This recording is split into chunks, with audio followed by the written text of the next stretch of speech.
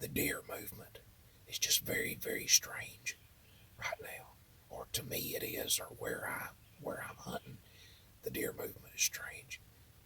I definitely ain't seeing no deer every time that I go or every time that I hunt.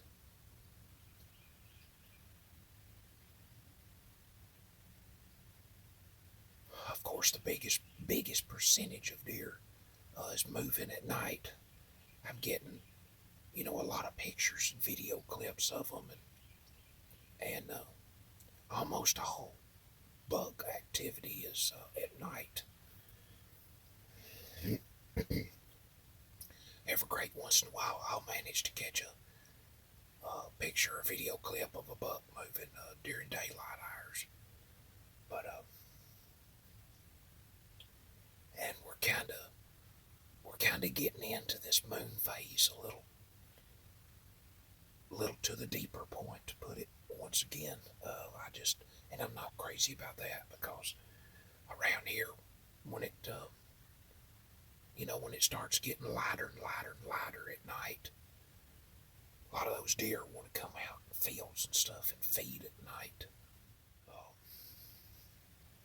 Sitting right here close to the creek, and I'm sitting kind of overlooking a timber bottom right here. I mean, it's a great place. It has been for years and years and years. There's always been a lot of deer activity here.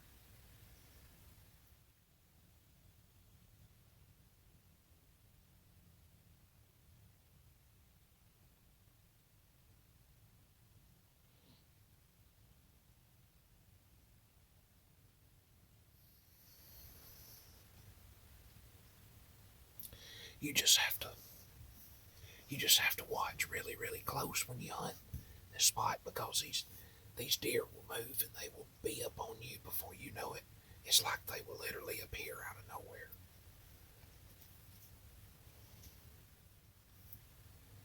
There's a big giant blue heron walking up and down the creek over here. I spun around to try to take a video clip of him walking down the middle of the creek there a few minutes ago, and he he walked around the curve there and went out of sight. He's walking uh, right down the middle of the creek in the water. He was all the way up to his chest in the water, and he'd get down there, a little bit, and turn, come back. Then he'd turn, go back, and then he'd turn, come back again, then go back again. But there's, I don't know, something like, I know for sure, two different bucks, maybe three or possibly four, based on nighttime footage on cameras that I got, that there's, two or three or four, for sure two, like I say, nice bucks around. There's an 8 point, and then there's a 9 point. And the 9 point, he's a really nice buck. But the problem is, I'm having a real hard time seeing any of these bucks during daylight hours. Just about all their movement is 11 at night, up through midnight, up till like 3 o'clock in the morning. Maybe at this point, two pictures and one video clip of a buck moving during the day. I got two daytime pictures of the 9 point. And then I got one video clip of the 8 point moving. And he was moving like at 1 o'clock in the evening. Moving during daylight. The temperature that day was it was up in the 60s on the camera footage, and the wind was blowing like crazy in the video clip. The grass was blowing every which way, and he come walking by. But I got a timber bottom down south of me here, And back up north of me, out this shooting window right here, it's a field that goes up through here. And I've got some, other blinds and stands and stuff back up the bottom going that way. But back about a week and a half ago, to the east of this stand, I was sitting in this stand where I'm at right now. And out the east side over here in this timber bottom, there was does started showing up and moving up the bottom. Well, anyway, there was 17 of them. And I couldn't believe it. Ended up being 17 deer.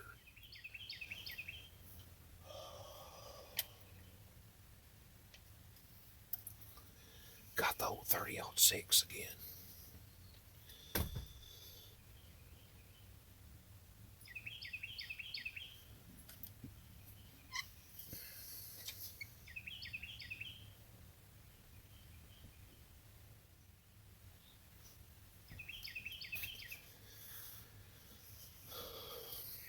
Sun has just now barely got high enough to start peeking through the trees over there.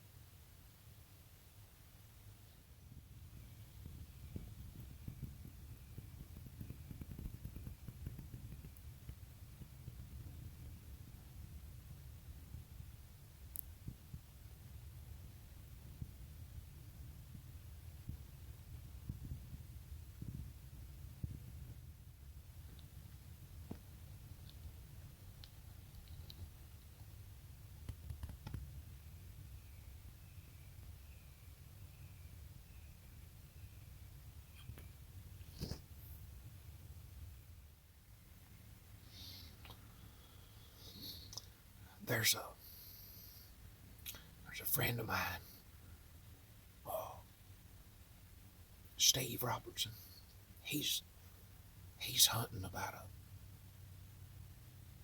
I don't know, it's probably straight through the woods, a quarter to a half a mile west of me here this morning. And he said the turkeys are gobbling like crazy. He said he's heard several of them gobbling this morning.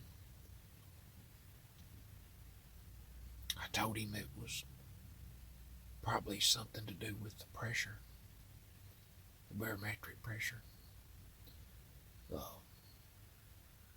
I've heard some gobble over the years, during deer season like this, but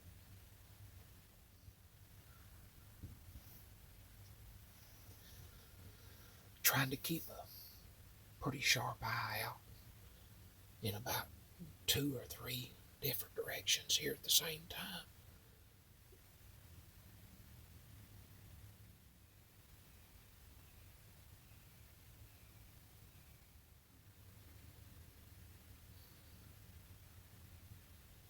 Now it's exactly 9 o'clock, and I've just now finally spotted a deer. It's back up the field at an old water hole that I've had for many years, and I can't tell what it is yet.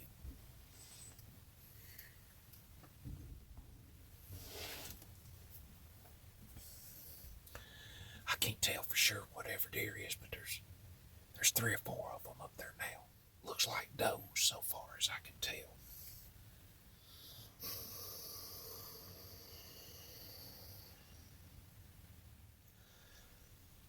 That buck just came out of a thick spot of grass. I hear he's coming around, I think, on the other side of me over here.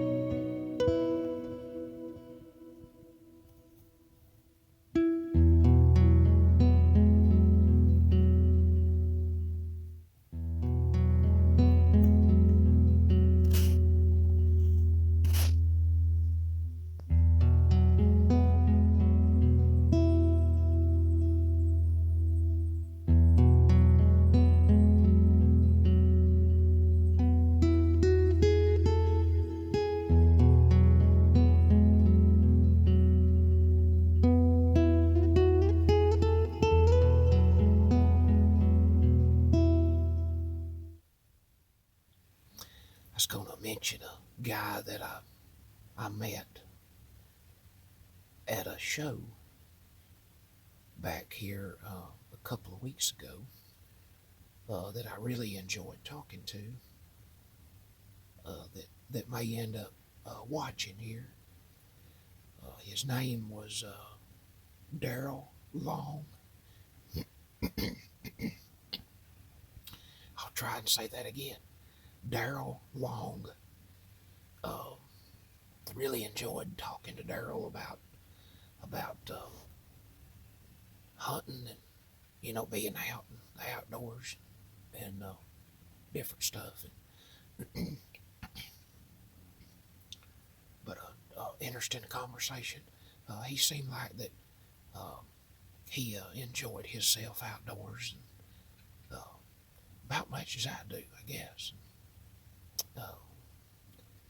And got his phone number. I plan on talking to Darrell some more. Matter of fact, come to find out, within our conversation, he don't live very far from me.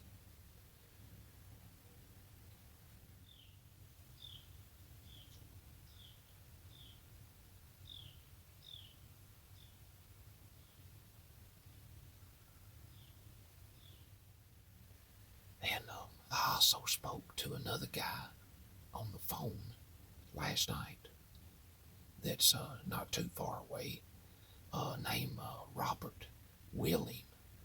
Robert Wheeling had a phone conversation with him about about his life growing up and how he's enjoyed some times outdoors and making memories out there. That's what it's all about. It's not always about the shooting or far as a part of killing something or whatever. But I mean, yeah, it's exciting to get a big buck or big gobbler, whatever it might be. But you're out there in the outdoors for the beauty a lot of times. It's like turkey hunting. I love hunting turkeys. But once I get one up to the point to when I know that I'm going to make a shot, about 90% or more of the fun is over with at that point. The sport is not the shot. The sport is moving around, listening to, enjoying the beauty of nature and all that.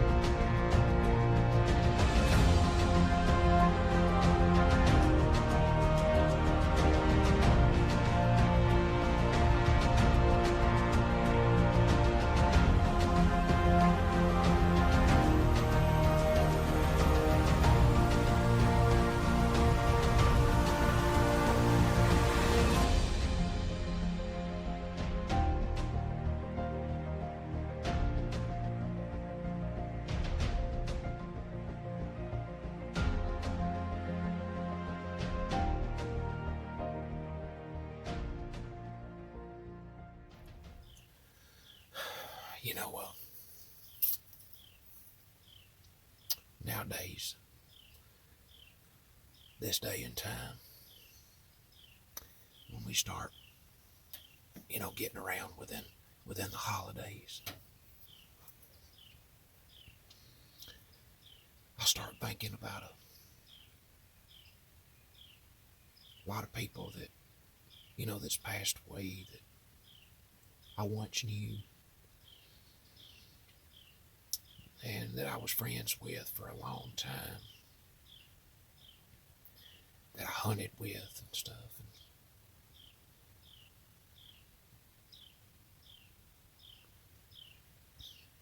And, a friend of mine died a couple of years ago. Really, really close hunting partner.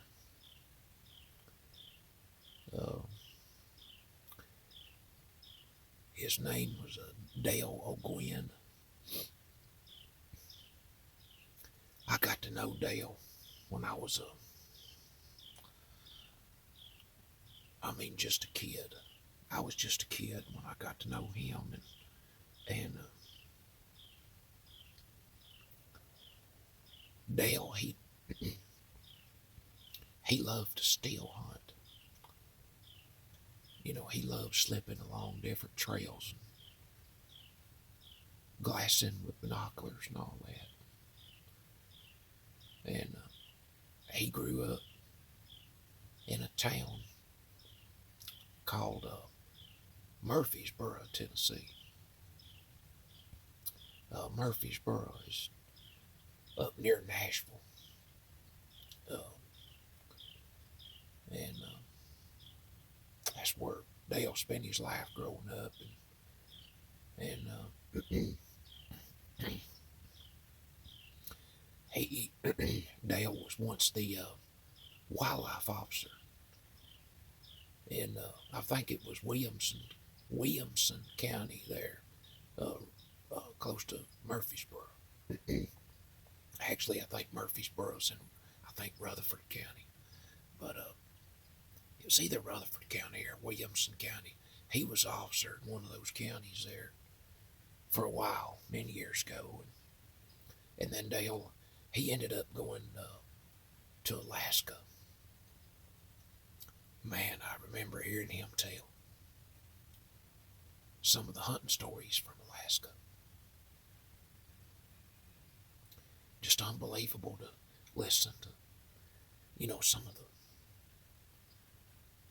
of the things that he crossed up there, and different encounters he had, with wolves and bears. I don't know what else. There's a great number of different things that he talked about. He spent, I think he spent 7 or 8 years hunting and trapping in Alaska. And when I was still just a kid, Dale, he ended up living down here close to me. And a matter of fact, just only about 3 miles from me. And like I say, I got to know him when I was just a kid. And we was together and hunted together and all that for a long time. Long time.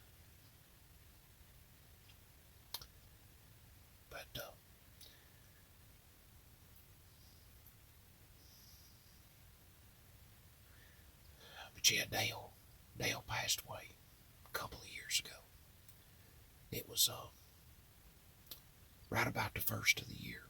So it's just fixing to be 2 years here in another couple of weeks. 2 years. But it's just, it's amazing what a bond that you can create, with a partner like that.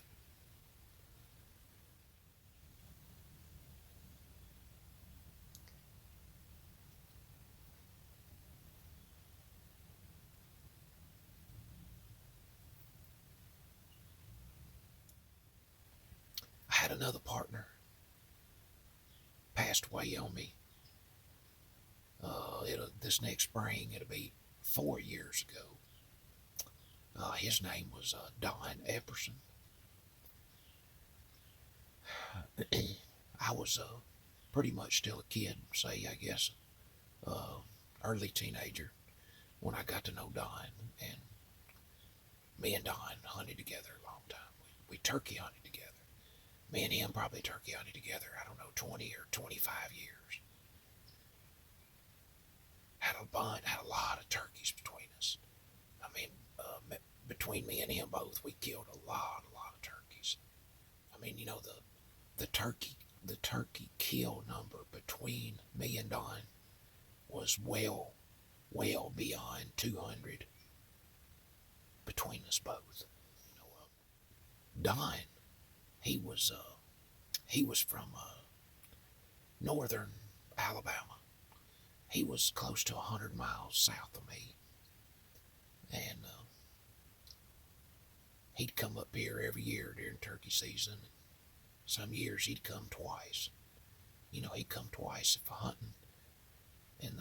if the hunting activity, was going pretty hot and heavy, and the action was good with the turkeys. And but he was here. Don was up here hunting with me when he died, and but we roosted some turkeys the evening after he got here. And the next morning we was gonna try to hunt those turkeys. And of course, the next morning I got up, I found Don dead, and just couldn't believe it. And the big thing that hits you in your mind, when something like that happens, as far as what you think about, you remember all the times, where you was with them, You remember the times, when you killed turkeys in different places. And it's just a very, very difficult moment to encounter. But, that's the first time that I've ever had a hunting partner to die on me. And that's the only time. And I hope that's the only time ever. Because it's a different experience, I can definitely tell you. And I lost my granddad. It'll soon be 13 years ago. He was one of the top people that ever got me outdoors, to say, in the beginning. Took me out a lot of places, and showed me a lot of stuff that I needed to know. But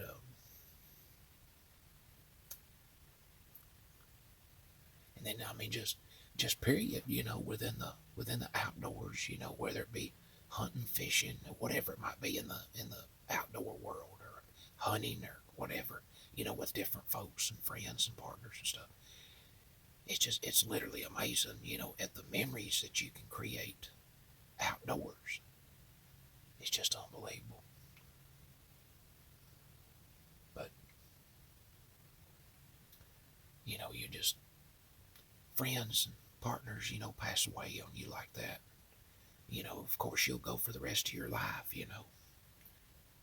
having different memories and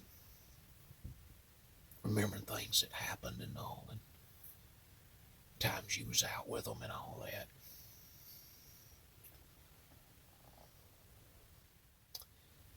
I appreciate you watching, and I encourage you to get outdoors and find what interests you out there, and cherish the time doing it, whatever that it may be, and just make some good memories out there. So until next time, from somewhere in the great outdoors, I'm Garen Carlin, Mosses Creek Outdoors, and I'll see you next time.